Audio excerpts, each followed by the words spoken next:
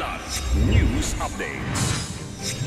Mga balita ngayon, engkwentro sa Negros na ikinasawi ng 7 rebelde, malaking dagok sa CPP-NPA sa Western Visayas ayon sa Visayas Command. 2 naaagnas na bangkay na tagpuan sa boundary ng San Mateo at Antipolo, Rizal. Aktres at kapitan ng Barangay Longos na si Angelica de la Cruz, sinampahan ng patong-patong na kaso sa Ombudsman. Ako po si Cesar Soriano para ihatid ang nangungunang mga balita sa buong kapuluan. Ngayon, maituturing na major blow o malaking kabawasan sa CPP-NPA sa Western Visayas ang serye ng mga armadong engkwentro ng militar sa Kabangkalan, Negros Occidental kamakailan ayon sa Visayas Command ng Armed Forces of the Philippines o AFP. Ayon kay Lieutenant General Fernando Reyeg, commander ng Viscom, ang pagkaka-neutralize sa 7 natitirang NPA terrorists ay naglalapit sa Visayas region sa pagkamit sa kaayusan at kaligtasan. Nagbabala rin ito sa mga nais na maghasik ng karahasan na hindi titigil ang Viscom sa pagtuldok sa local communist armed conflict sa Visayas, kaya naman hinikayat nito ang mga natitirang miyembro na magbalik loob.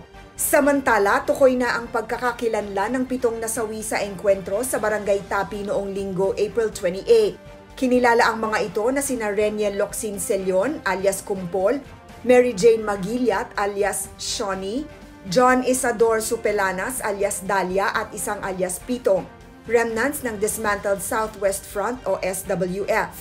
Habang ang 3 pang nasawing NPA ay sina June Ray Mejares alias Jai, Glendale Tino Mejares alias Ayin at Charity Amakan alias Cha, remnants ng Dismantled Southeast Front o SEF. Sensitibong balita, natagpuang naaagnas na ang mga bangkay ng 2 lalaki sa liblib na bahagi ng boundary ng San Mateo at Antipolo, Rizal kamakailan. Ayon sa Barangay Silangan, noong April 25, isang concerned citizen ang nagpaalam sa kanila tungkol sa 2 bangkay na parehong nakagapos at umaalingasaw na ang amoy. Agad na tinungo ng barangay at lokal na pulisya ang lugar. Tukoy na ang pagkakakilanlan ng mga biktima na isang tricycle driver at kasakasama nito sa pagbiyahe, edad 52 at 37 anyos, at pawang residente ng Antipolo City. Nagpapatuloy ang follow-up operation at investigation sa motibo ng krimen at ang pagtugis sa mga salarin.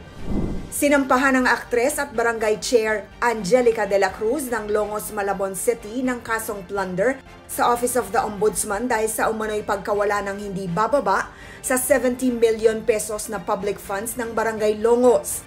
Kabilang din sa mga reklamong isinampa ng botante na si Arman Ramos ang administrative charges laban kay De La Cruz dahil sa kanya umanong neglect of duty bilang kapitan ng Barangay Longos, madalas na pag-absent without official leave at unauthorized transfer ng kanyang official duties sa kanyang kapatid na si Kagawad Eric De La Cruz. Kasunod nito sa isang Facebook post ay nagpatutsyada si De La Cruz saan niya'y siraan sa politika. Si De La Cruz ay tumatakbong vice-alkalde sa nasabing lungsod. Para sa Kidlat News Channel, ako si Rosalyn Sinchonko, nag-uulat. ako po si Cesar Soriano, kasama nyo sa bawat pagputo ng balita.